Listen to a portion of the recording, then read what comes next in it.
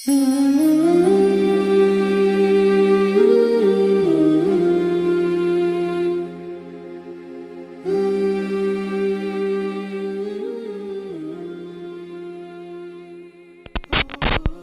kemudian ada beberapa hal yang harus kita mengerti sebelum Ramadan itu datang. Satu, diperbanyak taubat kita, istighfar kita. Kata Imam Syinqiti, kenapa kita disunahkan untuk memperbanyak taubat dan istighfar kita? Karena siapapun yang membawa dosa sampai di bulan Ramadan, dosa itu kalau masih bercokol di dalam hati kita, itulah yang menjadikan kita tidak bisa menikmati Ramadan dengan istiqomah. Makanya maaf ya Pak, kadang-kadang kalau kita Ramadan awal-awal, Masya Allah, satu hari pertama, 6 juz hari pertama. Tapi hari ketiga, hari yang keempat, Masya Allah, baca satu juz itu, Masya Allah berat banget. Setiap membaca Al-Quran itu selalu tangannya itu di juz yang dia pengen berhenti. Setiap membalikkan satu halaman dihitung. Masih 4, masih ya Allah, masih setengah jam. Kenapa kenikmatan Ramadan cepat hilang? Ya kita kan belajar dari perkataan dan Imam Ibnu Qayyim. Kemaksiatan itu menghilangkan kenikmatan ibadah. Makanya Imam Syinqiti mengatakan perbanyaklah tobat dan istighfar sebelum Ramadan datang supaya bersih hatiku, hatimu, supaya bersih jiwaku, jiwamu. Ketika kita bersih dari dosa, ketaatan itu bercokolnya lama sampai di akhir Ramadan. Makanya kalau di lebaran Ramadan di sini saja nggak usah jauh-jauh Pak, di Emirat Ashraf ini kalau hari pertama Ramadan, oh parkir itu sampai sono, sampai Bintaro 2. Itu hari pertama, sampai dibuat lapisan petugas parkirnya. Tapi berapa lama? 5 hari ya sudah. Petugas parkirnya nganggur karena sudah terlalu banyak berkurang. Karena disitulah kita paham kenapa kita sulit untuk mempertahankan Ramadan kita dalam ketaatan. Karena sesungguhnya dosa itu yang menghilangkan kenikmatan Ramadan ketika membawa dosa masuk di bulan Ramadan. Makanya yang kita sedihkan itu apa? Saya dan Bapak mungkin kita pernah menjadi korban. 10 hari yang terakhir yang malah kita pikirkan itu dunia. Heran ya, di Indonesia itu kata ekonom, perputaran ekonomi dalam 1 tahun itu yang paling tinggi 5 hari sebelum Idul Fitri. Kata ekonom, saya bukan ekonom Pak. Padahal ketika 10 hari yang terakhir, waktu untuk menghentikan sementara aktivitas dunia itu ya waktu 10 hari yang terakhir itu. Kalau kita betul-betul merujuk kepada Nabi, harusnya ekonomi itu turun ketika di 10 hari yang terakhir. Itu harusnya. Tapi kan justru malah saya dan Bapak, Ibu, ikhwan dan ikhwati, kapan orang memikirkan bengkel mobil? Ya 10 hari yang terakhir. Kue kering kemarin yang diskon 20% yang mana ya? Itu malah ingatnya ketika pada 10 hari yang terakhir. Masya Allah ya. Makanya memperbanyak taubat dan istighfar. Yang kedua, memperbanyak doa Pak. Semoga kita disampaikan untuk sampai di bulan Ramadan. Dan doanya apa saja? Ya Allah selamatkanlah aku sampai di bulan Ramadan. Kalau kita boleh mengambil dan meminjam riwayatnya Yahya bin Katsir, Allahumma salimni ila Ramadan wa salimli Ramadan wa tasallamhu minni mutaqabbala.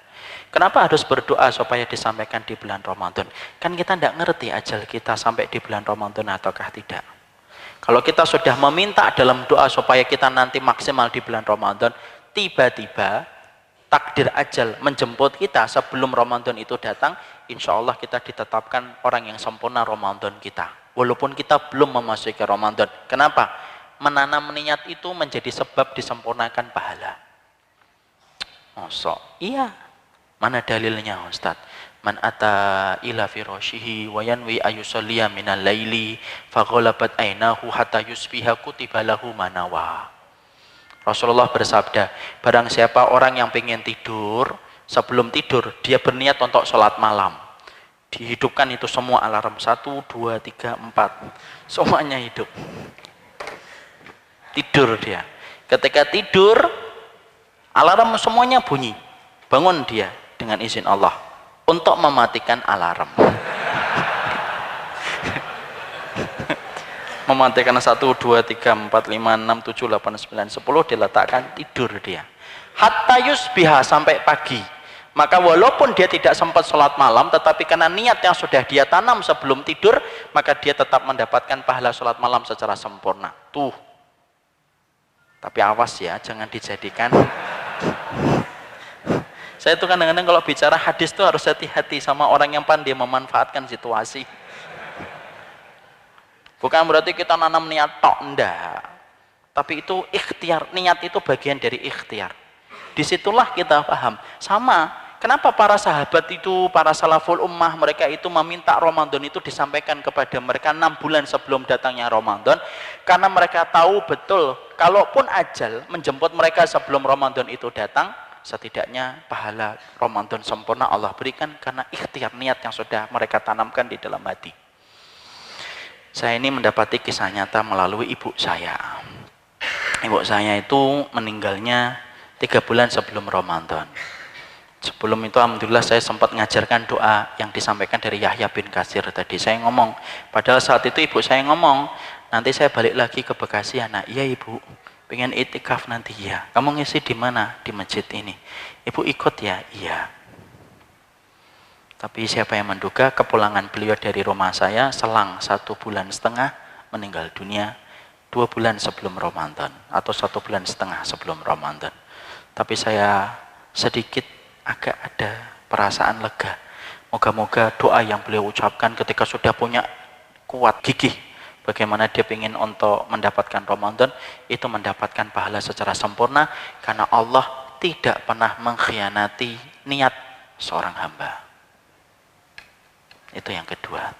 Yang ketiga, apa yang kita lakukan di bulan Ramadan, yaitu diperbanyak ilmunya, Pak. Fikihnya tetap harus dipelajari selain kita menjaga iman. Supaya pertanyaan Ramadan itu tidak berulang-ulang terus. Saya itu kalau mendapati pertanyaan Ramadan itu ya itu aja. Ustadz, gimana hukumnya kalau mencicipi makanan? Boleh, tapi jangan ditelan, itu aja. Gimana hukumnya kalau nelan ludah? Ya boleh-boleh aja. Yang tidak boleh itu kalau disimpan ludahnya 2 jam baru ditelan. Itu pertanyaan terus berulang. Gimana hukumnya mencium suami atau mencium istri? Boleh lah. Yang tidak boleh itu mencium istri tetangga. Itu tidak boleh. Itu jelas tidak boleh, haram, dosa besar. Maka kemudian supaya pertanyaan tidak berulang-ulang ya harus kita mengerjakan Ramadan itu dengan ilmu. Fikih Ramadannya dibahas. Dan orang yang Ramadannya dengan ilmu tentunya beda dengan Ramadan tanpa ilmu, itu beda sekali.